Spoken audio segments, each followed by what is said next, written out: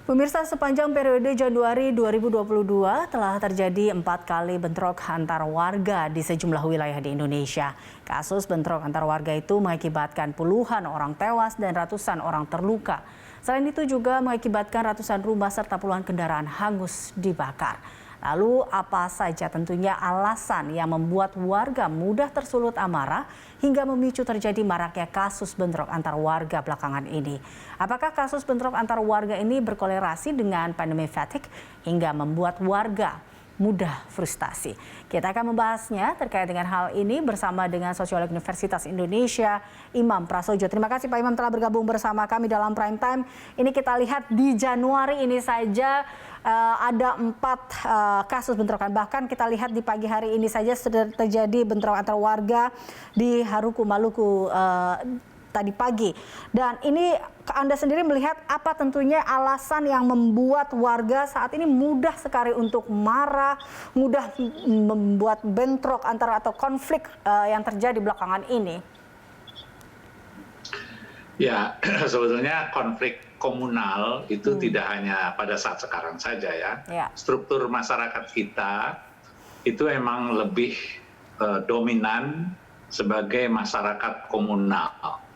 Ya, jadi identitas warga sebagai satu kampung, satu suku, ya satu agama, ya itu memang begitu kuat. Beda dengan masyarakat perkotaan yang sudah melebur menjadi kehidupan antara satu dengan yang lain, identitas kesukuan, identitas sesama kampung itu begitu dominan. Nah, ini yang harus kita pahami. Oleh karena itu, pada saat interaksi individual terus seringkali menyinggung identitas komunal, apakah itu basisnya adalah suku, ras, agama, itu mudah sekali menyulut ya ke seluruh anggota yang merasa menjadi bagian dari komunitas itu. Itu yang pertama. Nah, yang kedua, situasi sekarang ini memang arus informasi itu begitu mudah sekali menjalar. Sehingga kalau ada kata-kata yang menyudutkan, apalagi mendiskreditkan identitas komunitas itu cepat sekali merembet. Seringkali menimbulkan solidaritas sesama warga yang memiliki identitas komunitas itu. Nah, itu oleh karena itu efek dari kemudahan informasi seringkali itu menjadi berdampak negatif. Walaupun sebetulnya efek kemudahan informasi itu orang bisa dengan mudah mengecek, tetapi seringkali ini tidak terjadi. Itu yang kedua. Nah, faktor COVID saya kira dengan banyaknya kondisi baik itu pekerjaan, kondisi perubahan hidup, itu tidak semua orang itu beruntung dalam kondisi seperti ini, sehingga menimbulkan kondisi personal yang mungkin saja menjadi berbeda-beda, sehingga itu mempengaruhi ada interaksi antara semua yang ada, apalagi terus kemudian dipicu oleh kerumunan-kerumunan kecil yang seringkali sifat dari kerumunan itu mudah sekali terbakar, mudah sekali meniru tentang apa saja yang dilakukan oleh anggota kerumunan yang ada pada saat itu.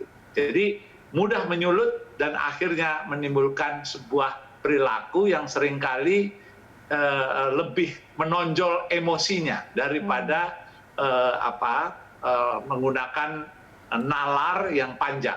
Oleh karena itu situasi seperti ini kita harus hati-hati, jangan sampai berkata dengan kejadian-kejadian yang sekarang ada itu tanpa memperhitungkan tentang sensitivitas dari komunitas komunal, masyarakat komunal yang ada di Indonesia ini. Iya, Pak Imam, yang cukup menarik ketika tadi Anda katakan salah satu alasannya adalah arus informasi atau kemudahan informasi. Kita lihat dari salah satu kasus yaitu baru-baru saja terkait dengan lansia yang tewas akibat dikeroyok usai dituduh maling. Ini kan sebenarnya karena banyaknya yang belum tahu terkait kebenaran informasi, akhirnya main hakim sendiri seperti itu dan akhirnya memakan korban. Inikah juga salah satunya yang menyebabkan tadi arus informasi atau kemudahan informasi tanpa mencari tahu kebenaran itu? Nah, kalau kaitannya dengan perilaku itu ya yang Anda sebutkan itu lebih ke mengacu solidaritas kepada crowd. Nah, ini mengacu pada crowd behavior ya. Orang yang kemudian mengeroyok tidak selalu mereka itu sesama anggota komunitas. Ya, kalau yang tadi lebih mengacu kepada masyarakat komunitas di desa atau masyarakat yang punya satu identitas ya yang lebih makro. Ya. Tetapi kalau yang tadi itu adalah masyarakat kerumunan yang sifat-sifatnya kita tahu begitu ada satu orang teriak.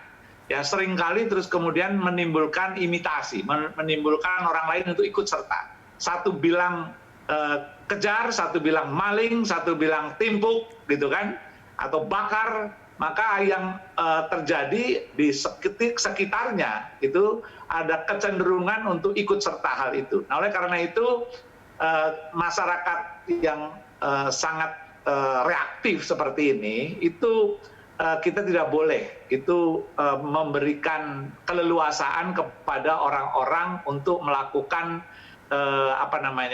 teriakan atau provokasi seperti itu. Dan kalau ini sanksi itu cukup tegas sehingga nanti ada observational behavior, perilaku yang lebih memberikan pembelajaran pada publik ya bahwa kalau kita itu melakukan teriakan-teriakan yang sembarangan seperti itu yaitu bisa mencelakakan orang lain dan kemudian bisa mendapatkan sanksi. Nah, oleh karena kalau hal seperti itu dilakukan, maka mudah-mudahan akan bisa mengurangi orang untuk tidak serta-merta melakukan provokasi seperti yang terjadi dalam kasus lansia yang dikeroyok itu.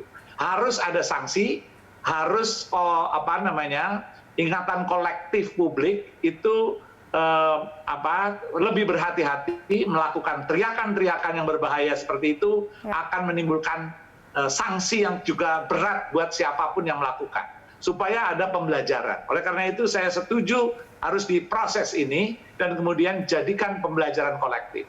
Oke, baik. Sanksi tegas untuk pembelajaran agar tidak terjadi hal seperti ini. Nah, tadi kalau kita lihat Pak Imam bahwa dalam situasi seperti ini, kita masih di sebuah pandemi atau tadi pandemi fatigue yang masih ada yang membuat masyarakat pun berbeda-beda dalam menghadapi pandemi ini, situasi ini. Nah, inikah ada yang kemudian mengatakan bahwa maraknya kasus terkait dengan bentrokan antara warga belakangan ini juga ada dugaan sebuah settingan aktor intelektual tertentu dengan tujuan tertentu. Menurut Anda seperti apa, Pak Imam? Ya, dalam kondisi politik ya menjelang 2024, terus kemudian di setiap daerah ada pergantian pimpinan daerah, kemudian banyak orang bersiap-siap untuk melakukan pilkada misalnya, bahkan pilkades itu. Nah itu seringkali ada tensi itu naik dan kemudian segala macam cara itu seringkali muncul. Nah itu seringkali juga bisa menimbulkan provokasi masyarakat yang sebetulnya rentan. Oleh karena itu untuk memperkuat masyarakat agar jangan mudah bersikap reaktif ya perlu ada upaya-upaya perkuatan struktur sosial harus dibangun, orang-orang yang mengingatkan ya perilaku emosional ya baik yang memprovokasi maupun yang merespon provokasi itu harus ada kelompok yang menjadi peredam dari itu semua. Jadi kalau ada orang yang membuat semacam pernyataan-pernyataan yang rasis, ya, yang berbau sara, ya, itu juga harus segera diingatkan karena itu bisa memprovokasi orang. Tapi pada saat yang sama, orang yang terus kemudian mendengar provokasi-provokasi yang bersifat rasis, ya, atau bersifat prejudice, ya, itu juga harus diingatkan. Jangan kemudian mudah bereaksi yang akhirnya menambah kemelut ini menjadi membesar. petugas kepolisian harus cepat bertindak, memberikan memproses itu sebelum kemudian akumulasi emosi publik atau komunitas itu menjadi tidak terkendali. Nah, ini kecekatan dari petugas hukum, ya, terutama kepolisian itu betul-betul diperlukan dalam kondisi seperti ini. Apalagi melihat kasus-kasus yang kemarin ini, saya tidak ingin menyebutkan, itu sangat berpotensi untuk membakar komunitas marah itu menjalar kemana-mana. Petugas kepolisian, prosedur hukum harus cepat merespon itu. Jangan sampai terjadi seperti yang terjadi dulu di kasus konflik di Maluku. Baik. Nah, terakhir, kalau tadi adalah memang dari sisi baik itu petugas polisian atau pengamanan di sini, lalu bagaimana dengan masyarakat? Ini juga tentunya harus ada dua pihak ini saling bersinergi. Nah, menurut Anda bagaimana mengedukasi masyarakat tentunya agar tidak mudah tersulut amarah dan akhirnya tidak terjadi bentrokan antara warga ini ataupun bentrokan ini? Memang dilemanya, ya, ini kan masalahnya negeri ini juga menganut demokrasi, ada kebebasan mengemukakan pendapat, ya. Tetapi pada saat yang sama masyarakat kita sangat sensitif, ya, di dalam banyak hal. Nah, oleh karena itu orang-orang yang sekarang ini kita menikmati kebebasan itu, menurut saya juga harus punya kecerdasan sosial. Nah, ketidakpekaan di dalam memilih kata-kata, apalagi terus kemudian secara terang-terangan, ya, dan mereka tidak sadar bahwa apa yang diucapkan itu dalam waktu sekejap itu bisa viral, dan pada saat viral itu pun bisa dipotong-potong. Nah, oleh karena itu para politisi, para tokoh masyarakat, ya, pada saat melakukan statement itu harus berhitung sekali, dua kali, semenit, 2 menit, difikirkan.